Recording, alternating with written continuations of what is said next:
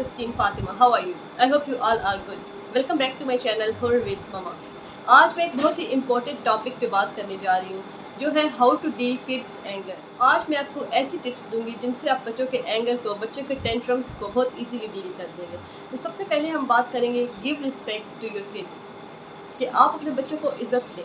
आपने एक बात अपने माइंड में रखनी है, एक बात आप अपने माइंड से स्टिच कर लें कि अपने बच्चों को एब्यूज़ नहीं करना, अपने बच्चों को आपने स्कॉल्ड नहीं करना, अपने बच्चों को मारना नहीं है। जब आपके माइंड में ये चीज़ें होंगी कि हमने अपने बच्चे की इज़्ज़त करनी है, हमने उसको इज़्ज़त देनी है, तो फिर आप अपने बच्चे को ना ही स्कॉल्ड करेंगे, ना ही आप अपने बच्चे पे हाथ उठाएंगे और ना ही अपने बच्चों को एब्यूज़ करेंगे।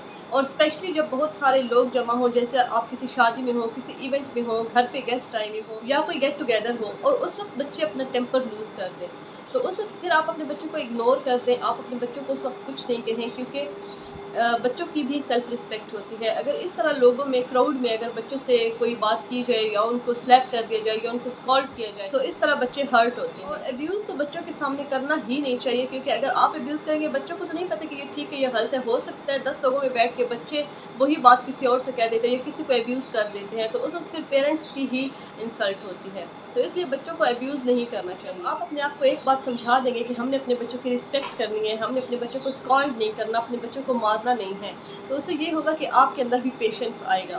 पेरेंट्स के लिए पेशेंस रखना बहुत ज़रूरी होता है। जब आप अपने बच्चे के साथ धीमे लहजे में बात करेंगी, तो बच्चे का जो गुस्सा है ना, जो बच्चे का एंगर है, जो बच्चे का टेंट्रम है, वो 50% तक कम हो जाएगा। तो आपने उससे बच्चे से बात क्या करनी है? बात आपको अपने बच्चे से ये करनी होगी कि आप अपने बच्चे का पहले हैंड होल्ड करें, या आप अपने बच्चे की शोल्डर्स पे अपना हाथ रखें, अपने बच्चे को प्यार से या उसको हग करें या उसको फेस पे किस करें। तो इस तरह से फिर आप अपने बच्चे से बात करें कि मुझे पता है, मैं जो भी वजह हो, जिस वजह से बच्चा नाराज़ हो, आप बच्चे को वो बताएं कि मैं जानती हूँ कि इस वजह से तुम नाराज़ हो, तुमसे मोबाइल लिया है, तुम्हें टीवी नहीं देखने दिया, या तुम्हें जब बच्चों का एक्टिविटीज़ का टाइम होता है, तो उस वक्त अगर बच्चों को पढ़ाई पे बिठा दिया जाए तो बच्चे टेंट्रम्स जो है वो शो करना शुरू कर देते हैं। तो आप ये बोल सकते हैं कि तुम्हारी एक्टिविटीज़ का टाइम था, हमने तुम्हें स्टडी के लिए बिठा दिया है, इस वजह से तुम हमसे एंग्री हो गई हो। आप अपने बच्चों को उनकी कोई भी जो फेवरेट चीज़ है, जिस तरह अगर बच्चे बिस्किट्स जो शौक़ से खाते हैं, जो कोई बच्चे चॉकलेट्स शौक़ से, या फिर आप जूस अपने बच्चों को दें, या फिर और नहीं तो एक पानी का गिलास ही आप अपने बच्चों को दे दें।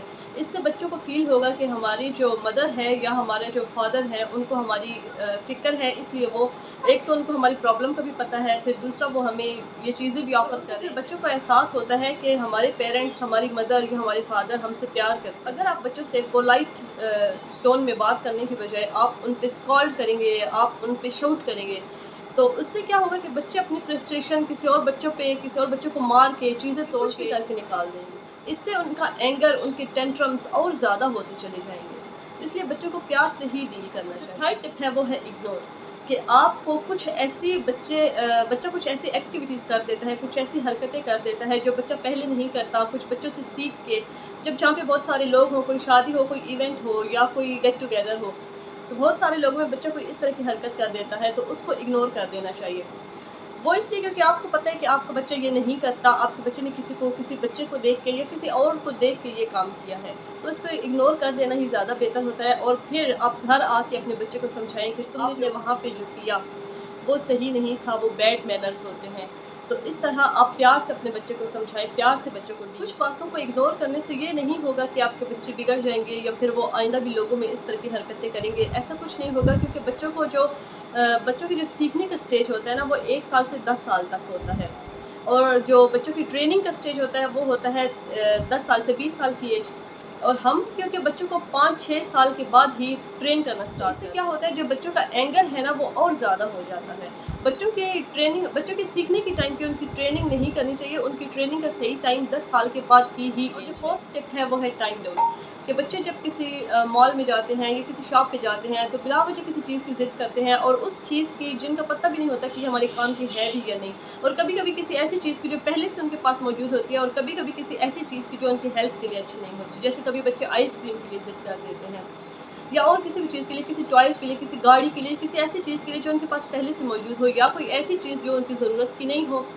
तो वो फिर बच्चों को नहीं दिलाई जा सकती। और ये भी होता है कि बच्चे इतने क्लेवर होते हैं कि उनको पता होता है कि हमने अपनी बात को किस तरह से मनवाना है। मेरी मम्मा, मैं क्या करूँगा, मैं रोऊँगा, मैं लेटूँगा, मैं क्या करूँगा तो मेरी मम्मा मेरी बात मानेंगे और मुझे ये चीज़ दिला देंगी। और मेरे बाबा, मैं बाबा के साथ किस तरह रोऊँगा, क्या करूँगा तो मेरे बाबा मुझे वो चीज़ दिला देंगे। और बच्चे अगर रोते हैं तो बच्चों को हम अगर हर चीज़ उनको दिला देते हैं और उनकी हर ख्वाहिश पूरी कर रहे होते हैं उनके रोने से, तो इससे हम बच्चों को ये सिखा रहे होते हैं कि उनको जब भी कोई चीज़ चाहिए वो रोए तो हम उनकी पूरी कर देंगे।